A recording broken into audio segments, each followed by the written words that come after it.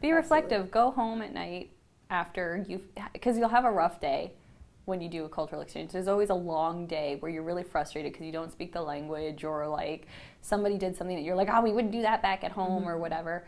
Go home and sit down and just take a breath and be like, like maybe I feel this way because of other reasons and not because they're wrong and I'm right or whatever. So now you made me want to ask another question. Go on, ask me as many questions as you want.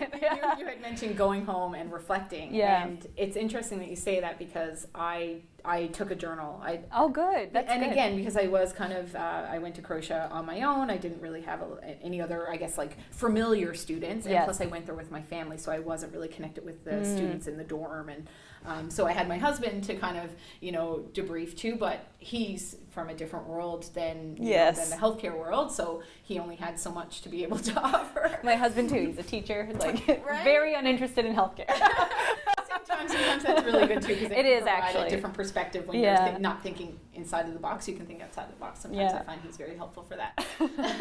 But so the journaling actually was really helpful because I would start off frustrated, like you said, and I also felt very like, woe is me, poor me, I didn't have this, or this happened, and I felt awkward, or I felt useless, or I felt like a burden. It was me. Yeah. And then I was like, well, why? So then the why question comes out. Why am I feeling this way? And what's going on? And what else could it have been? And by the end of it, you turn it into flowers and roses because you've reflected, and now you've seen some more positive sides of things. I think that reflection piece is hugely important, and having some sort of practice to be able to get out the frustration to build.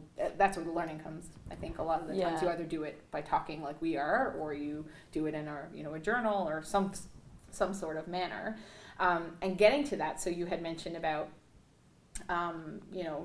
like being humble, and it's not just about like, apologizing and kind of riding that coattail. Right? I came across this, I guess a quote. Sometimes you have to be careful when you see something on Google. The person that it says quoted it may not be. It said it was C.S. Lewis. So C.S. Lewis had said that humility is not thinking less of oneself, but thinking of oneself less. And to me, that really captured what a reflective journal is doing. Because at the beginning, it's all about me, wah, wah, wah. I didn't like this, and this is different than what I'm used to, and I felt uncomfortable, to wait a minute. Let's put me out of the equation and think of why that was happening.